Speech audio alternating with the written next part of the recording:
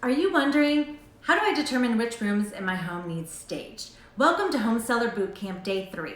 I'm excited to talk to you today about home staging.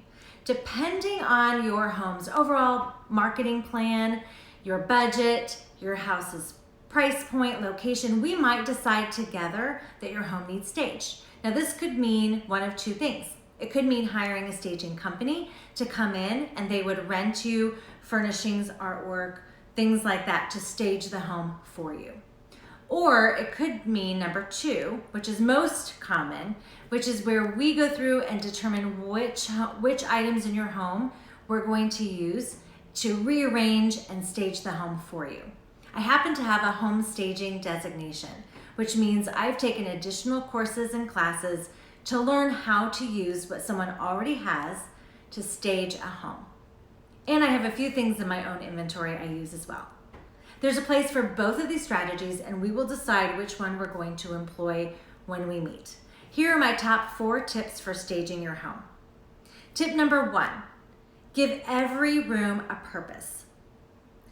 That is kind of interesting, I know, but buyers are not just buying a house, they're buying a lifestyle. And the thing is that many buyers have trouble using their imagination when they're house hunting or looking at homes, which means they may overlook a really great space because they cannot envision how to use it.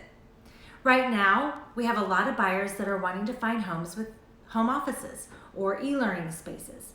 So it could be as simple as taking a loft that you don't really use and turning it into a home office. We add a desk, a chair, a bookshelf, a rug, and voila, a home office.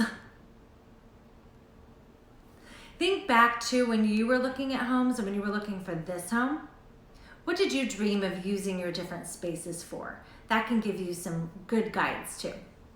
Number 2, neutral rules. This might sound super basic, but sometimes people are not sure which part of their homes they should neutralize. So I'll give you a few simple guidelines. It's ideal to replace bright colors and patterns with neutral tones. This applies to everything from paint to curtains, to rugs, to bedding. Do you still have those floral valances on your windows from the early 2000s? Time to pack them away. You may still love them, and of course that's perfectly okay, but we want the home to draw in a larger group of buyers. We want it to appeal to more people. So we're going for a less individualized decor.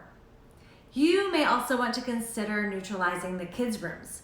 So if your child's room is decked out and everything frozen, it might be a good idea to pre-pack those items and make the room more neutral.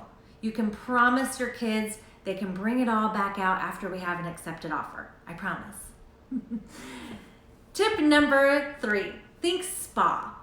That master bedroom and bathroom are the owner's retreat, their relaxation space, their refuge from crazy days. So think of a time when you went to a spa for a massage or a facial and recreate that ambiance.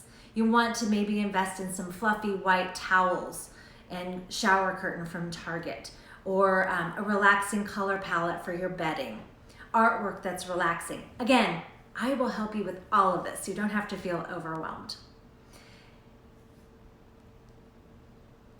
Tip number 4, think model magic. If you have not been to a model home recently, this is your homework. Text me or message me and ask me for a list of homes that you should visit in your area. There is a real science that these builders employ to set up their model homes. You want to scale back on everything that you keep out on a regular basis, pretty much, while we're doing showings through the inspection and the appraisal timelines. This is really only a few weeks, so it's not as inconvenient as it sounds.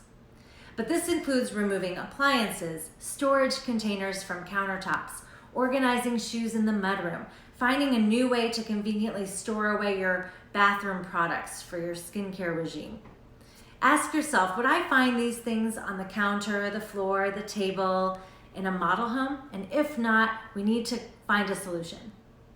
This includes arranging furniture. You want to arrange things in a conversational, welcoming way. You don't want to find beds pushed up against windows or a random recliner sitting in front of a television. You might need to remove a few pieces and rearrange things temporarily. Remember, the more you prepare, the better the results, which for most people means fewer showings and more offers. Thank you for joining me on day 3. On day 4, I'm going to be talking about marketing your home. I'll see you then.